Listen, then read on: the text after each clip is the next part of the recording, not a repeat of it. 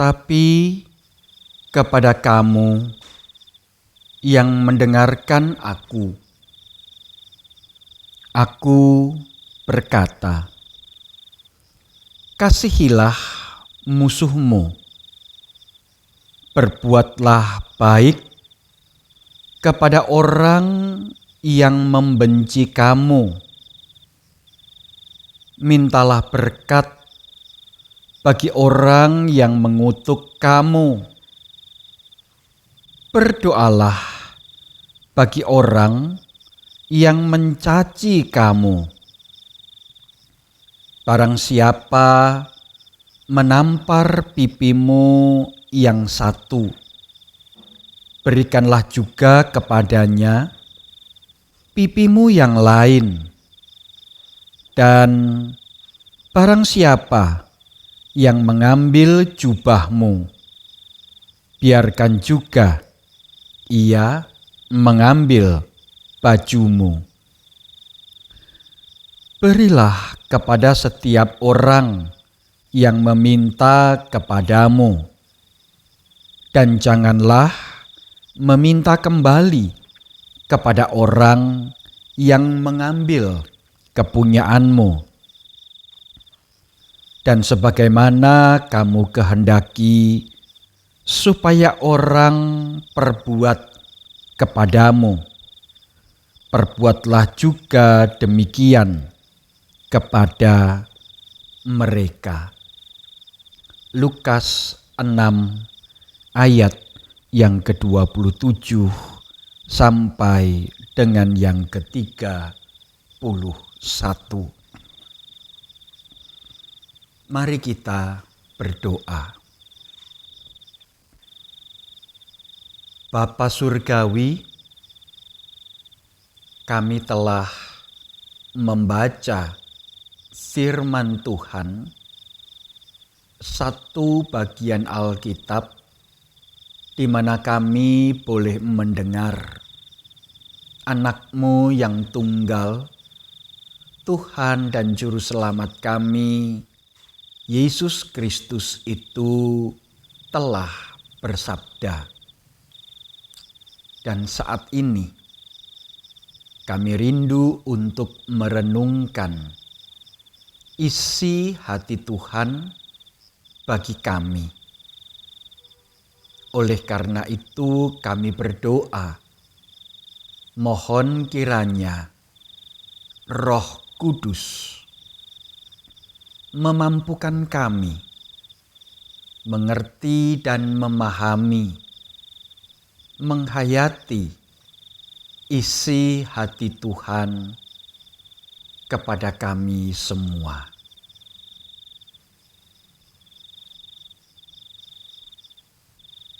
Berkata-katalah, kami siap mendengar.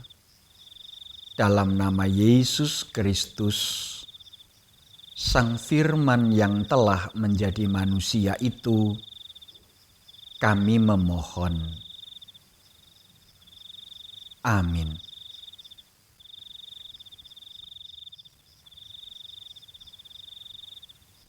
Ada banyak alasan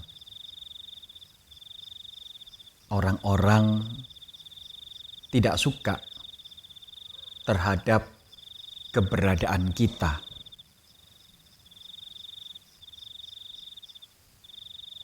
Pertama,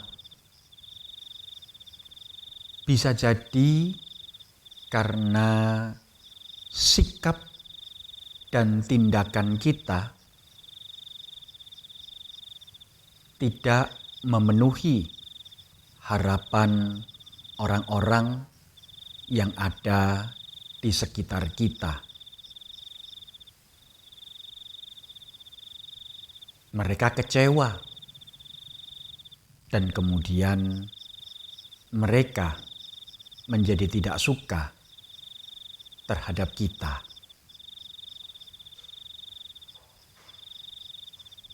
Kedua,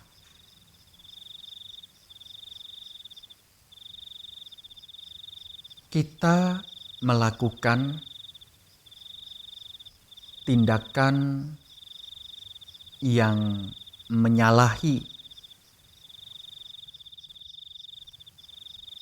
norma-norma dan kebiasaan-kebiasaan yang berlaku di dalam sebuah komunitas di antara orang-orang yang berada di sekitar kita. Mereka akan melihat kita sebagai orang yang aneh, dan tentu saja mereka menjadi tidak suka dengan keberadaan kita.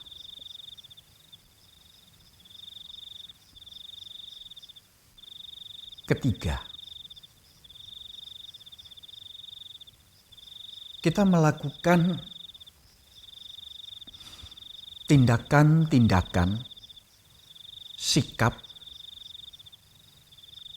yang benar, yang lurus, yang jujur. Sementara orang-orang di sekitar kita terbiasa dengan sikap dan tindakan yang mencerminkan hati yang bengkok dan hidup dalam kegelapan. Mereka juga tidak suka dengan keberadaan kita sebagai orang yang lurus, yang jujur, yang benar. Dan masih banyak lagi alasan-alasan lain. Tetapi saudara-saudara yang terkasih, manakala kita membaca bagian dari Injil Lukas ini, tentu kita mendapati bahwa keberadaan Tuhan Yesus tidak tergolong pada bagian yang pertama, tidak juga tergolong pada bagian yang kedua.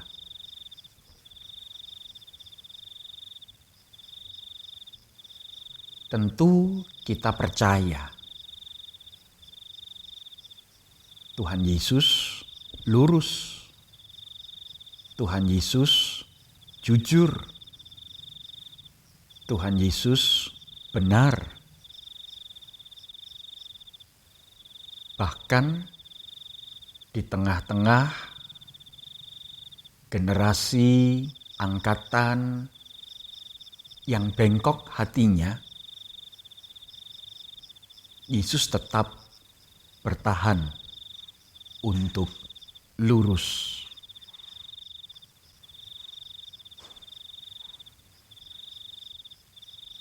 Di dalam kamus Tuhan Yesus tidak berlaku rumusan yang berkata saiki zaman edan, yen ora melu edan ora keduman. Walaupun ya, Yesus tetap akhirnya harus memiliki musuh, orang-orang yang tidak menyukai keberadaannya, membencinya, bahkan kemudian menangkap, menganiaya, dan bahkan menyalibkannya.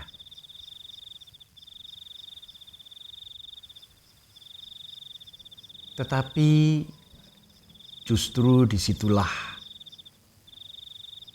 letak kebenaran, ajaran, dan ujaran yang ia ucapkan. Ia tetap mengasihi orang-orang yang membencinya. Ia tetap mendoakan mereka yang menganiaya dan menyalibkannya. Bapa, ampunilah mereka, sebab mereka tidak tahu apa yang mereka lakukan. Doanya di kayu salib.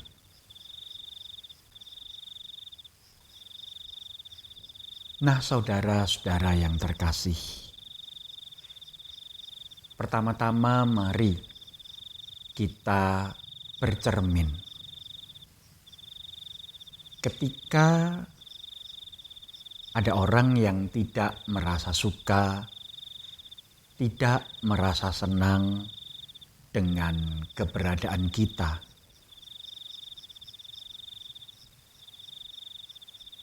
kita masuk kategori mana? Apakah kita masuk kategori pertama karena kita dipandang tidak mampu memenuhi harapan, ekspektasi orang-orang yang ada di sekitar kita? Atau kategori kedua, karena kita melakukan sikap dan tindakan yang menyalahi norma dan kebiasaan yang ada di sekitar kita, atau sebagai anak Tuhan kita betul-betul telah memasuki kategori ketiga. Kita betul, kita jujur, kita lurus, tetapi kita memang tinggal di antara banyak orang yang bengkok hatinya. Mari kita bercermin. Di manakah posisi kita?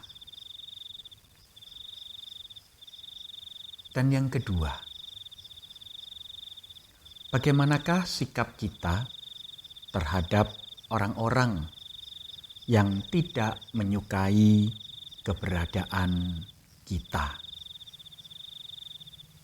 Apakah kita terus-menerus berada di dalam kemarahan, kebencian, bahkan perasaan dendam terhadap orang-orang yang tidak menyukai keberadaan kita? Ataukah justru kita tetap mempertahankan hidup yang lurus, hidup yang jujur, hidup yang benar, seperti yang Tuhan kehendaki, yaitu mengasihi orang-orang yang tidak menyukai keberadaan kita? Tuhan Yesus mengakhiri kalimatnya dengan sebuah kesimpulan. Sebagaimana kamu kehendaki supaya orang perbuat kepadamu, perbuatlah juga demikian kepada mereka.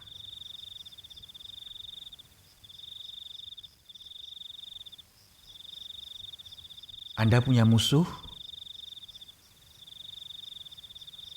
Anda punya orang yang tidak menyukai keberadaan Anda?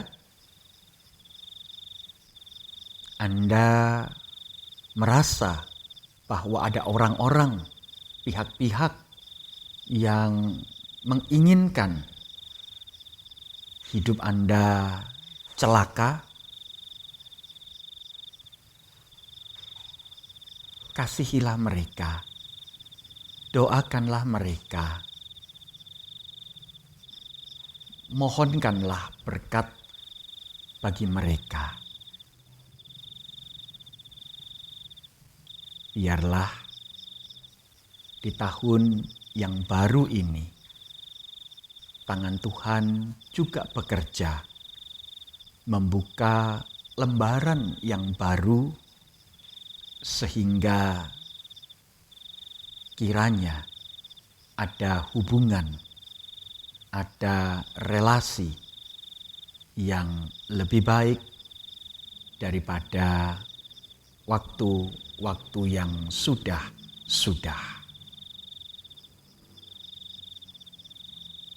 Ampuni mereka, doakanlah mereka, dan kasihilah mereka di dalam nama Tuhan Yesus Kristus. Amin. Mari kita berdoa.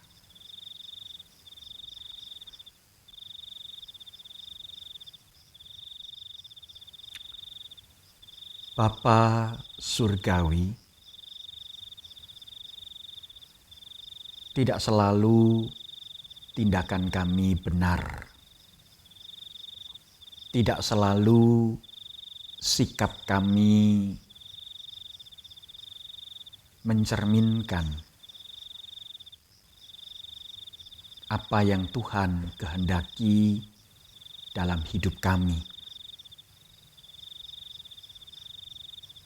Ada waktu-waktu di mana kami harus bergumul dengan keberdosaan dan kedagingan kami sebagai manusia berdosa. Dan di situ ada waktu-waktu di mana kami melukai hati orang-orang yang ada di sekitar kami. Kami mengaku kami orang berdosa. Ampunilah kami, ya Bapa Surgawi, sebab dalam kemurahan-Mu kami memohon.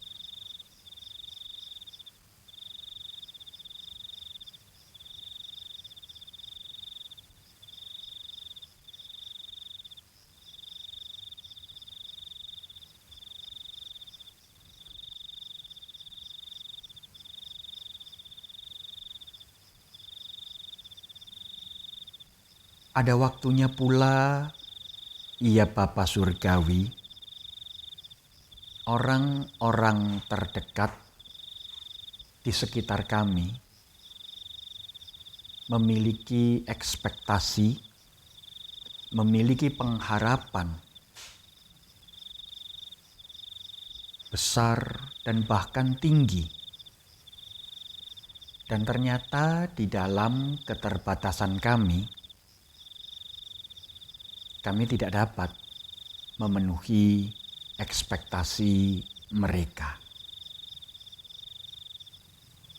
Mungkin itu menyakitkan hati mereka, bahkan menimbulkan perasaan tidak suka dalam hati mereka.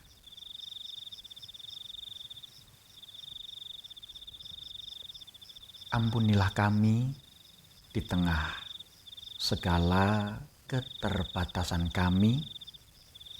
Ampunilah kami dalam segala kelemahan kami, sebab kami memohon kemurahan-Mu hanya di dalam nama Tuhan Yesus.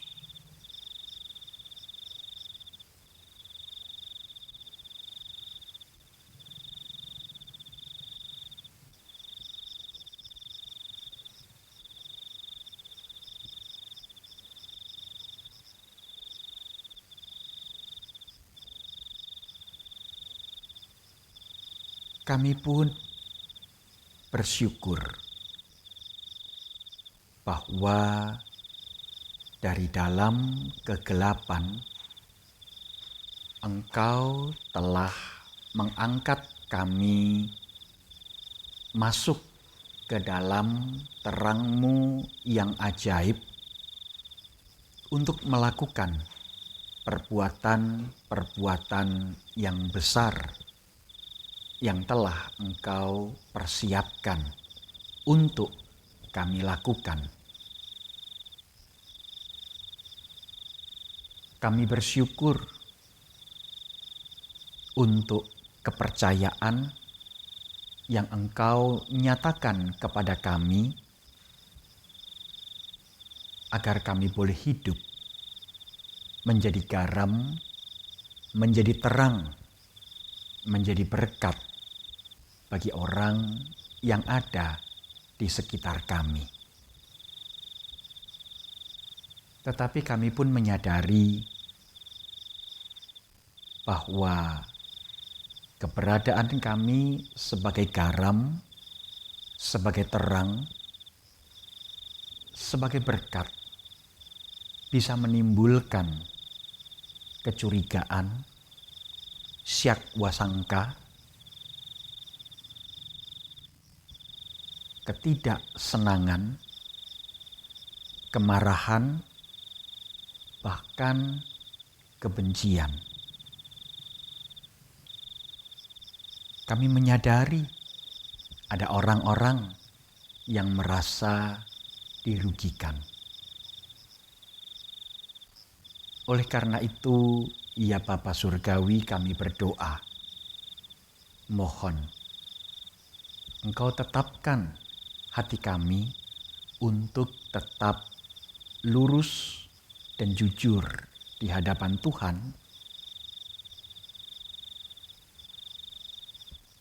Mampukan kami untuk tetap menjadi garam, terang, menjadi berkat bagi orang di sekitar kami. Tetapi kami juga berdoa bagi mereka yang tidak menyukai kehadiran dan keberadaan kami. Mohon Tuhan, Engkau tetap memberkati mereka. Mohon Tuhan, Engkau melembutkan hati mereka. Dalam kemurahan-Mu kami memohon.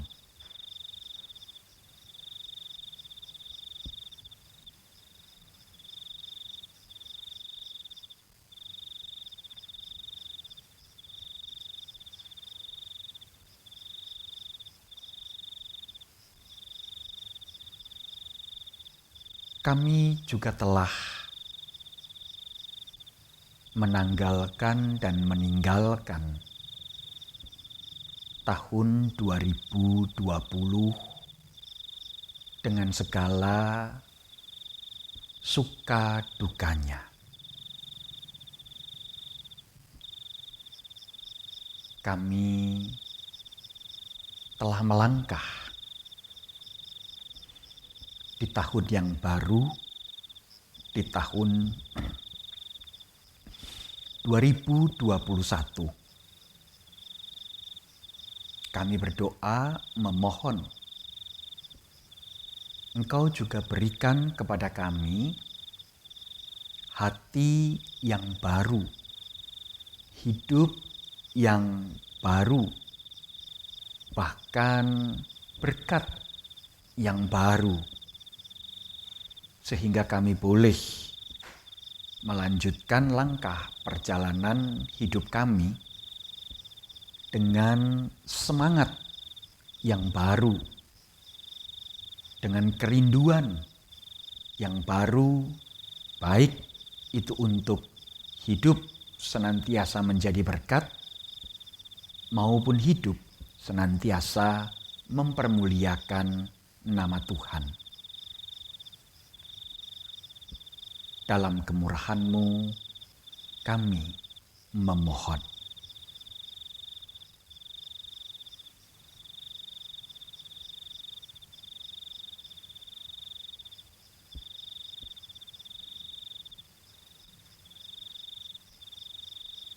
Saat ini, ya Bapa Surgawi, kami juga teringat berdoa bagi kekasih-kekasih hati kami yang berada di dalam kelompok-kelompok yang rentan terhadap paparan virus corona. Kami berdoa bagi ibu-ibu yang mengandung,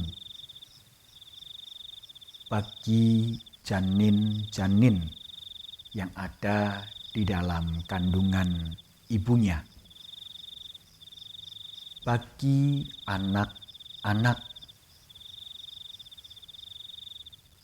bagi para usia lanjut, serta bagi kekasih-kekasih kami yang memiliki penyakit penyerta yang rentan menyebabkan hal-hal yang fatal karena paparan virus corona. Kami membawa mereka dan meletakkan mereka ke dalam tangan kasih-Mu, memohonkan berkat. Biarlah tangan Tuhan menaungi dan melindungi serta merawat mereka.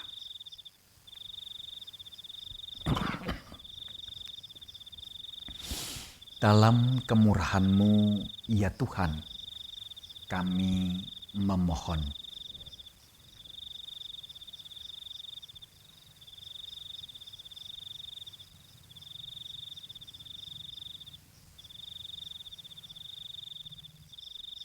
Ibu, Bapak, Saudara yang terkasih, saat ini diberikan pula kesempatan bagi kita untuk berdoa secara pribadi. Mungkin ada pokok-pokok doa, mungkin ada kerinduan-kerinduan yang Ibu, Bapak, Saudara ingin nyatakan kepada Tuhan.